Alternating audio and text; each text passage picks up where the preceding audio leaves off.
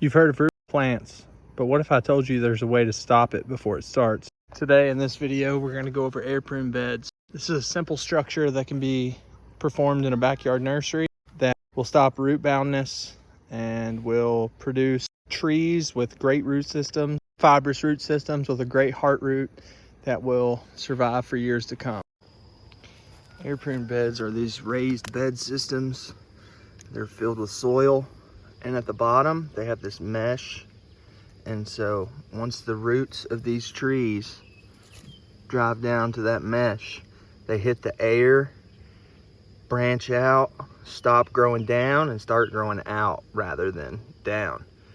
This allows for easier transplant, less transplant shock, because you're not going to break off any roots as you dig them. Well, you shouldn't if you do it correctly. And allows for an overall healthier root system. As you can see, I've got some peaches and some white oaks here.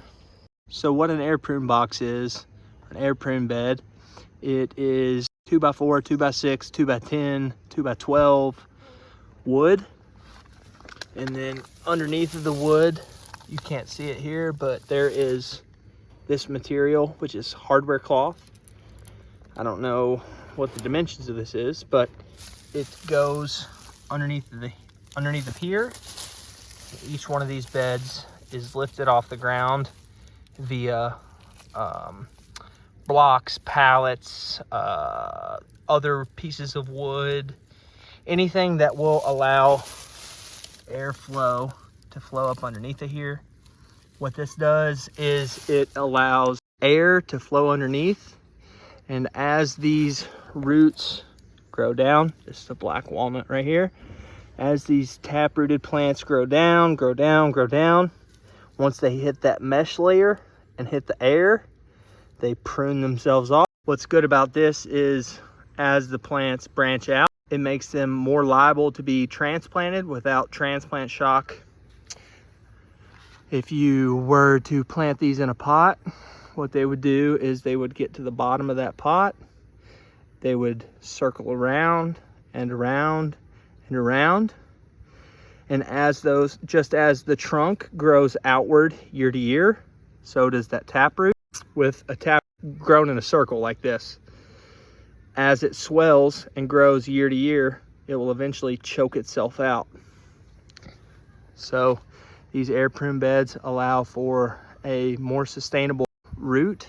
They grow healthier. I've got some plants with some heat stress here, but these are white oaks. They have grown, I guess that's about 12 inches. My thumb to pinky is about 8. That's another 2. The difference between the air prune beds and growing in these circle pots over here is that these circle pots, when they hit the bottom, they go round and round and round and round. And this will have to be teased apart, cut apart. Something will have to be done before this is planted, because as the roots grow and they begin to swell, they will start to choke out the tree, shortening the life of the plant. So air prune beds don't allow this to happen. They go down, branch out, and have a more natural shaped root system when they are taken out to be transplanted. For the bur oaks right here, for the chestnuts right here, for the white oaks down there with the peaches, also for these chestnut oaks that are over here, that kind of spiraling of the root system is not conducive for the long haul. For smaller shrubs like this here, these are chinkapins. They've got a little bit of some kind of stress. I'm not exactly sure what that is. Maybe it's a calcium deficiency or some kind of deficiency. But for the smaller shrubs, they need less box, less bottom, less soil down here below. These, however, are bur oaks. They are looking very happy with the amount of soil that they have. This looks to be about a 10-inch box as well. So yeah, like I said, the smaller the plant, the less the box. But for things that have a smaller taproot, things like this 8-inch box for the persimmons, these persimmons sprout late. They only have about, double what you see above ground as a root system, and they branch out really heavy as the year goes on. For things like these persimmons and the pawpaws over here, they can have a smaller air prune bed setup. They don't need the box with the riser. So I'll show you what a riser looks like here. Over here with these black walnuts and this hickory, we've got a 6-inch box, 6-inch riser. We've got a 6-inch riser along with this 6-inch box. So when the end of the season comes, I'll just be able to take this riser off. It'll leave me about 5-6 inches of soil, and I'll just be able to tease these trees out as I go along. That will make it easier for these deep tap-rooted trees. These butternuts over here also have probably about a 6x6 range going on. And look at how healthy these guys look. They're probably already about, I want to say like 3 foot tall, most of them. They're looking really good. Don't mind these persimmons. These ugly guys are just for shade for these pawpaws down here. Pawpaws are looking great. They have plenty of room to grow with the roots. Also have these cornus moths over here. They have about 10 inches to grow, and they look fantastic. Got a couple dwarf chinkapin oaks back here as well. They look like they have plenty of room to grow, don't look really stressed out. So yeah, the most important thing is that as they get down to the bottom of this box, there is a layer of air. You can see that there's probably 3 inches off the ground. They have a layer of air where they can get their roots down to the bottom, air prune, and branch out to make a really fibrous root system. This fibrous root system really just allows them to take off once they make it into their pot or their final location. It reduces the transplant shock, reduces the likelihood of death, and just overall leads to a more healthier, successful plant. Pots like these, I think these are 4x14s from Greenhouse Megastore, are really good for deep tap-rooted trees. These were in air prune beds last year, and they had to come out of the bed to make space for new plants and over winter. So they got healed in over the winter, and then as I wasn't able to get rid of them bare root, I had to find something to do with them rather than letting them go to waste. So I put them in these beds, or in these pots. Like I said, these pots are, I think, 4 inches by 4 inches by 14 inches tall. And so that allows for a good bit for the root system to go down and branch out and continue growing. These milk crates I've found to be very useful in transporting plants, keeping them up, because you can't just put these guys on the ground like you can these circle pots. That is the downfall of the tree pots. So you have to find something to put them in. Now to compare that with an in-ground bed, this is just a bed that I started from cuttings. These plants will most certainly have roots broken off as they're dug out. They'll have a more natural root system, but the way that elderberries grow, it'll be almost impossible to get the majority of the roots because they're probably already 3 foot down, something around there.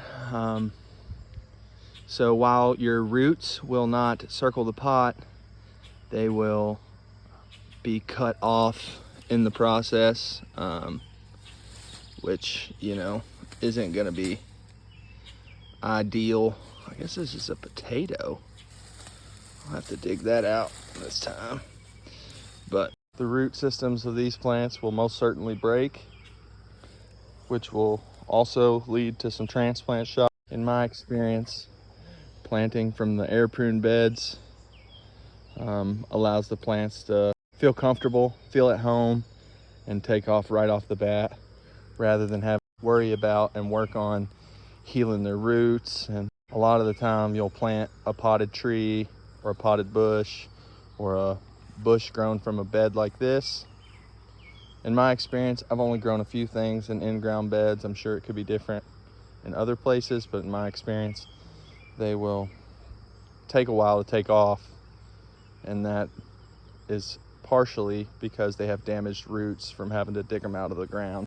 If you look over here, you can see that we have a good portion of clay in our soil, which, you know, isn't always a bad thing, but it isn't always a good thing either. It has its perks and downfalls. Now, I will admit, if you're looking for mobility, taking things to market, potted plants are the route to go. You can't necessarily take the plants in the air prune beds to market right off the bat. They have to grow for a year. You have to stay in this location for a year.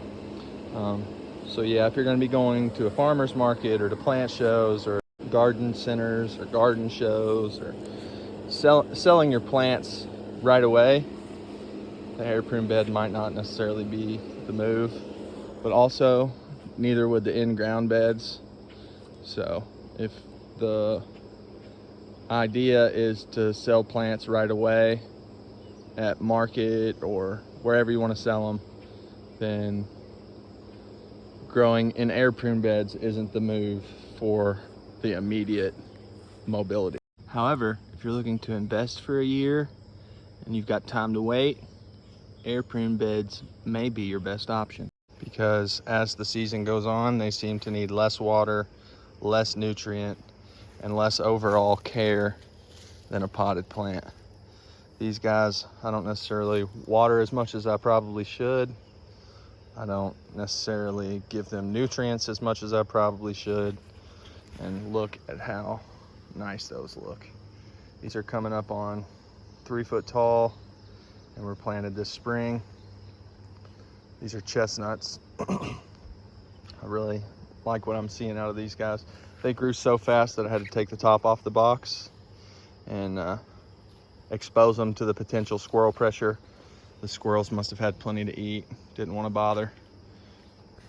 A downside of the air prune bed is they cost a bit of money to get set up. You'll need the lumber, you'll need something to sit them on, you'll need the hardware cloth, which is about $50 a roll, and you'll need to be able to build a box like this for nut and fruit trees.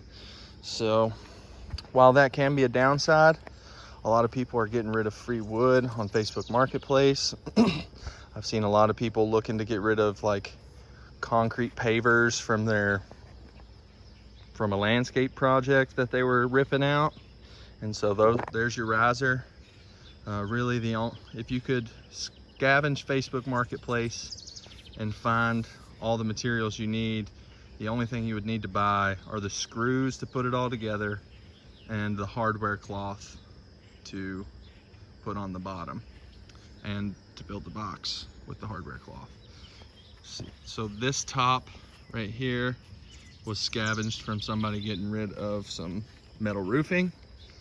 It doesn't necessarily allow water into the bottom as much as I'd like, and it's super shady in there, which is less than ideal. I could put certain types of plants in there that need more shade. That would probably be the move from here on out. You just have to have something to weigh down the top so the wind doesn't blow it off. Another negative of the air prune boxes is they take a well, I wouldn't say substantial amount of setup time, but they do take time to set up each box, versus potted plants or in-ground beds. They take little to no setup time. All you need is potting soil, and some pots to get started. All you need over here is a little bit of dirt to put them in. And by dirt, I mean some ground to grow. I know not everybody has that. Some people live in apartments and cities and stuff. But yeah, that is the downside of the air prune beds versus the potted plants or the in-ground bed. Just a recap on the potted plants versus the air prune beds. Air prune beds allow for less transplant shock, no root circling, healthier root to top growth ratio. They're excellent at taking care of themselves with less inputs. Potted plants back here will take much more inputs from you over time. The downfalls include that they have a higher setup cost, a higher setup time. They're not immediately mobile. You have to give these time to grow and to be able to come out of the box bare root. And another thing I forgot to mention is that they're colder. They get colder in the spring, so you'll have to really take care to keep an eye on these guys in the spring. Some of these crops that I'm growing are frost hardy, and so if the seed gets a freeze on them in the spring, it'll kill them. Overall, as you can see here, I grow in pots, air prune beds, and in ground. This is just, golly, these persimmons just look worse all the time. This is just my thoughts on the project, my thoughts on air prune beds, in-ground beds, and potted plants. I hope you found this useful. Hope you liked what you're hearing. If you did and you've stayed this long, I ask that maybe you'd think about liking and subscribing. Until next time, peace out, produce people.